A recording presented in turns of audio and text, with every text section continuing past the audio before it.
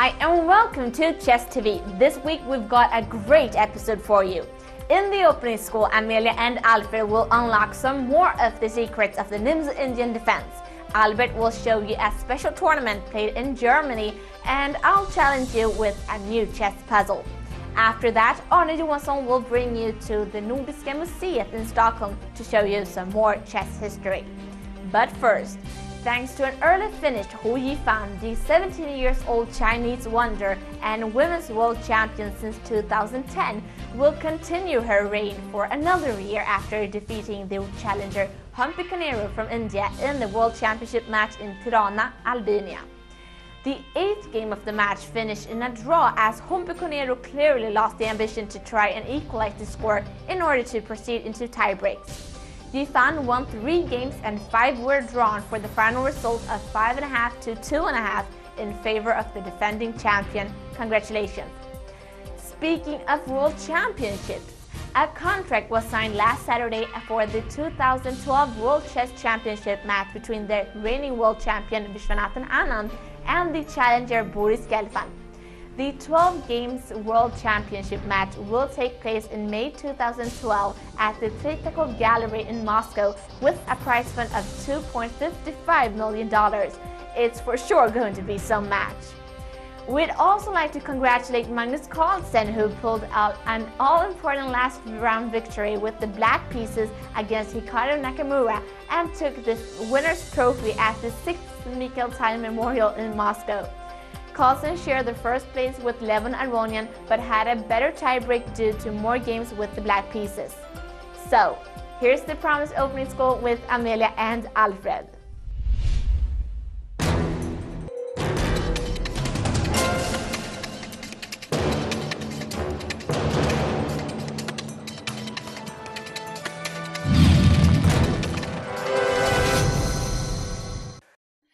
For some time now we have been analyzing the Nimzo Indian, and in last week's episode we concentrated on the Rubinstein variation. We did then see what would happen after Black's 4th move b6, and today we will continue by analyzing Black's 4th move c5 instead. This move takes a different approach than b6. In this variation, Black begins to attack the white center by using his pawns. Even though the main idea in the Nimzo Indian is to wait with such advances, this move is still a good option for Black. It is namely so that Black can develop and attack the white center with his pieces without gaining any disadvantages.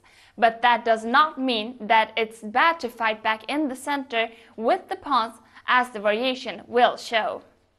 There are many differences between moves b6 and c5. But even though white is still to choose between the same 5th moves, bishop to d3 and knight g to e2.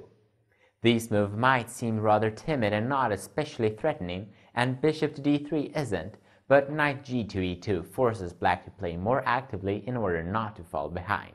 After knight g to e2, Black should capture on d4. White should here recapture with the pawn, but it might be tempting to recapture with the knight in order to activate the knight. But it is not recommended. This since a capture on c3 would lead to White having weak double pawns on the c file. One has to be careful though not to act too quickly, because if Black recaptures on c3 with the bishop, White will be the one with the advantage. This since Black has far too many open black squares which can be easily exploited. All White would have to do is to play bishop to a3, knight to b5 and knight to d6, and Black is in quite a bit of trouble. So how should Black attack the weak c3 knight after knight takes on d4? Well, by playing knight to e4, and after White's queen to c2, Black exchanges the knight on c3 and then plays bishop to e7. The position is almost equal, but White has weaknesses which will be hard to defend, and maybe Black won't be able to do anything now, but in the endgame, those pawns will most likely be White's downfall. Instead, White should recapture with the pawn, and this is followed by Black's castle kingside. White does now play a3 and Black retreats with the bishop to e7. Not wanting to change in c3, since it would only lead to White being able to develop more properly by releasing the bishop on f1. Now white plays d5, stopping black from doing the same, and now follows an exchange on d5 and rook to e8. We have now reached a debated position, and both white and black have fair chances from here. If white wants to reach a more stable position, bishop to d3 instead of knight to g to e2 is recommended. The aim is to reach a natural and uncomplicated development, which was not really the case after white's fifth move knight to g to e2. Black should now play knight to c6, threatening the d4 pawn, and white's answer is knight to f3, protecting the pawn. White can of course also play knight g to e2 in this position in order to protect the pawn on d4. The plan is not to recapture on c3 with the knight, since that will leave the pawn unprotected. Instead, white wants to have the possibility to advance with the f-pawn without having a knight blocking the way, which is the case after knight to f3. After knight to f3, black exchanges on c3 and then plays d6. The position is solid and equal. Black might from here want to play e5 with the plan of locking the center and then attacking the c-pawns, but it all depends on how white decides to continue. We end this week's episode of the Opening School now, and we'll be back again next week, so see you then.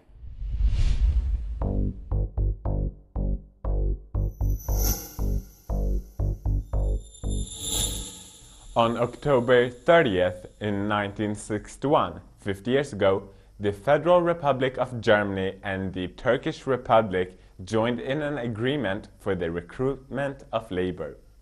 In remembrance of this anniversary, there have been many different activities all over Germany.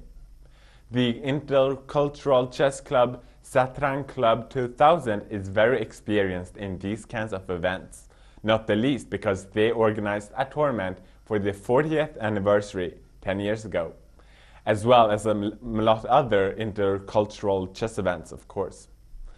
On the 1st of November, the club organized the 5th run of the Intercultural Rapid Chess Tournament, which has become an inherent part of the Cologne tournament calendar.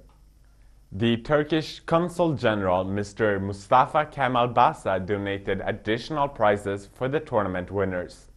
In addition to this, a representative from the Sociology faculty of the Cologne University joined the tournament location to collect information for the study migrants in Germany.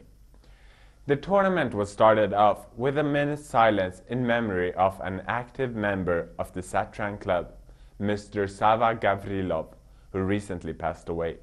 The Satrank Club was founded in the year 2000 by members originating from Turkey, and now many other nations are part of the club. The club aims to realize the FIDE motto Gens Una Sumus, we are one family. At the end of the tournament leader Izzet Yilmaz announced the tournament result, which has been the closest run in the tournament's history. The tournament winner from 2008, International Master Eugen Haskelmann, won again, but this time with a very slight advantage of 2 Buchholz points to the runner-up representative of the hosting club, Alexander Johannes, and the third, Alex Peters. Dr. Thomas Schunk won the senior award, and the always positive and upbeat 13-year-old Mohammed Enes Osta, also a member of the Satrank Club, became the most successful youth player. The name of the club, Satrank, is the Turkish word for chess, and the Satrank Club is open to chess companions from all nations, all strengths of play, and all age groups. The club is providing a pleasant and familiar ambience and is located in the center of Cologne. Read more on satrank.de.vu. The president Güven Manay and the tournament leader Izzet Yilmaz presented the prizes to the winners and thanked all of the organizers and helpers for hosting such a nice event.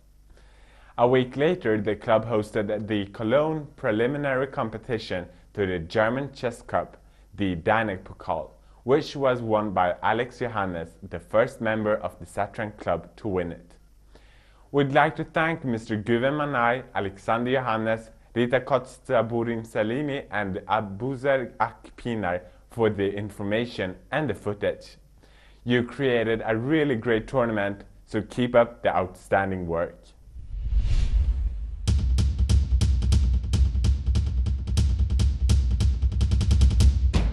This week we'll look at a difficult chess puzzle. It requires the courage to sacrifice even if you hardly have any pieces left. You get 1 minute to your disposal and your task is to find the checkmate that white performs on black in 3 moves. Good luck.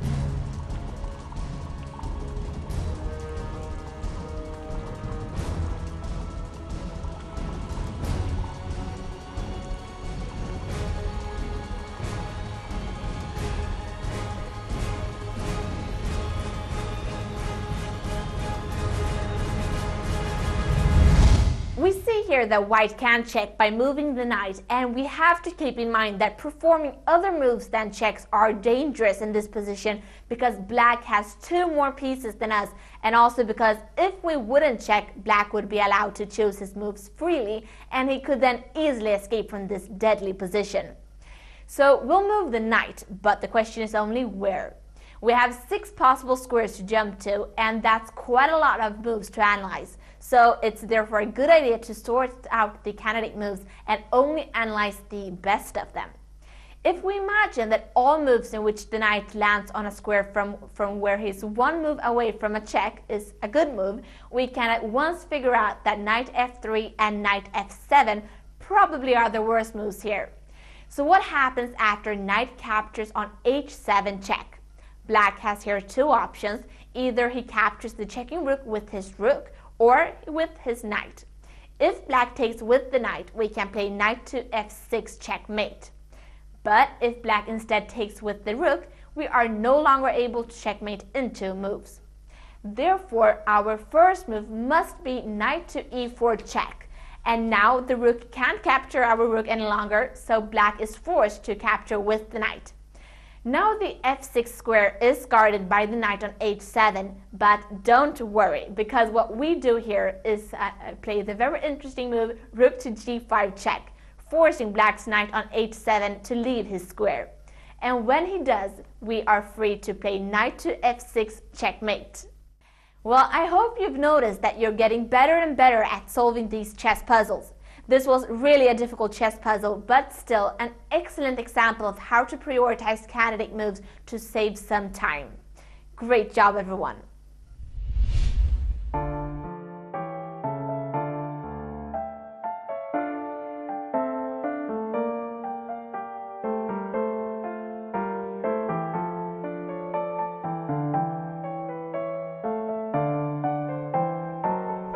På den senaste tiden så har vi ägnat oss åt reportage och irrfärder runt om på museer, arkiv, bibliotek och slott.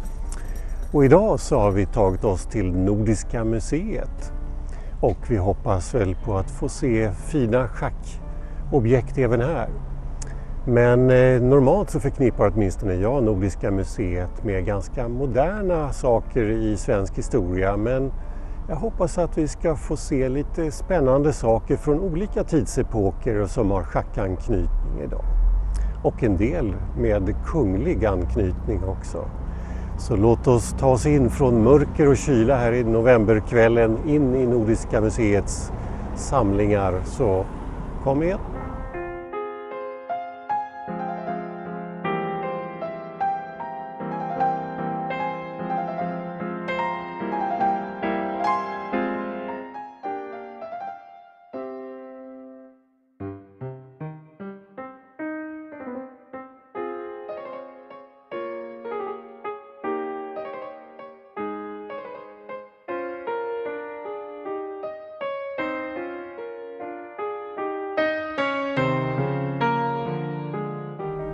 Ja, vi har nu tagit oss in i ett rum där vi fått hjälp med att ta fram en del av de många objekt som Nordiska museet har i sina samlingar med spel- och schackanknytning. Och här bredvid mig idag står Karin Dern som ska bli vår ciceron idag. Och först av allt så skulle jag förstås vilja tacka dig för att du har hjälpt oss med att ta fram alla de här objekten och att vi nu kan få Mitt i Schacks tittare att få bekanta sig med en del intressant schackhistoria som är kopplad till objekten här på Nordiska museet. Ja, först av allt så kanske du skulle vilja säga några ord om Nordiska museet och dess roll och vad din roll är här på museet? Jag arbetar som intendent med ansvar för spel och leksaker och jag har även barnkultur. Vi har en stor samling spel som inte visas nu utan det mesta är magasinerat. Och som de flesta museer har ju betydligt fler objekt än vad som kan visas i de offentliga museilokalerna och Nordiska museet verkar inte vara något undantag i det hänseendet. Och det vi har framför oss här idag det är alltså objekt som du vänligen har hjälpt oss att gräva fram då ur andra delar av museet som inte visas i de offentliga lokalerna. Men vi har fått fram en hel del och ja, vi hade ett förberedande möte inför den här inspelningen och som det var planerat så trodde vi att det skulle bli ett kort möte men jag förstod snabbt att samlingarna när det gäller lek och spel på Nordiska museet var väldigt omfattande. Så att, har du någon aning om hur många föremål som finns med den anknytningen? Ja, det rör sig om kanske 20 000 föremål bara inom leksaks- och spelområdet. Och mitt korta möte där blev alldeles tydligt längre än planerat och när vi då fokuserade på bred- och schackspelsföremål så hittade vi en ganska ordentlig bunt registerkort som jag satte mig och gick igenom för att då skriva en önskelista på saker och ting som vi skulle vilja titta på. Och vi hittade åtminstone 60-tal objekt som hade tydlig schack- och bredspelsanknytning. Och dessutom så finns det spelbord som vi såg och även kabinettskåp som vi har sett på andra museer men som vi inte kommer att titta närmare på idag. Men vi har fått hjälp med att ta fram ett antal föremål här och som du nämnde så sträckte sig ambitionen ner till Gustav Vasas tid men vi ska ha de här objekten som vi ska titta på idag så har jag försökt att dela in i minstone 3 olika teman. Och det första temat det ligger utanför det som du nämnde nu. Det rör sig nämligen om saker och ting som troligen åtminstone är medeltida. Så vi har 3 stycken små figurer här framför oss som vi tror är medeltida schackpjäser. Vad kan vi säga om de här?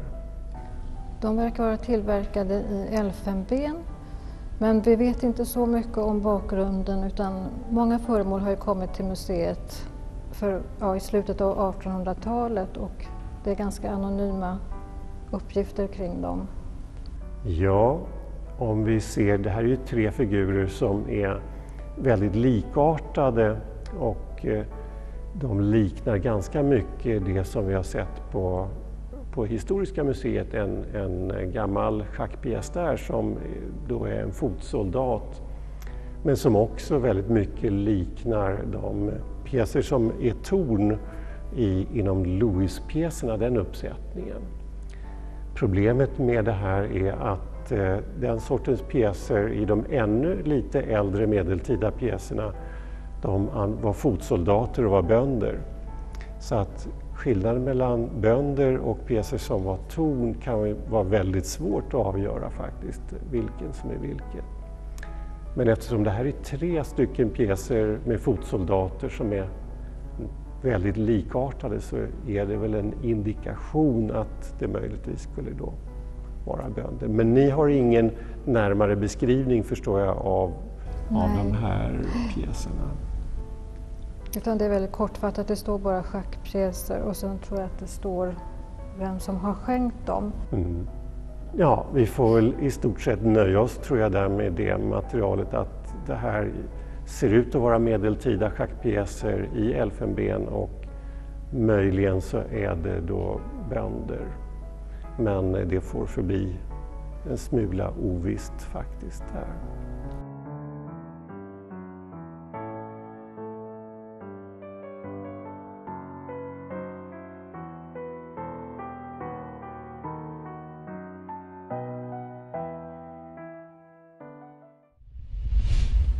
Thank you for watching this week's episode of Chess TV. We'll be back again next week, so see you then.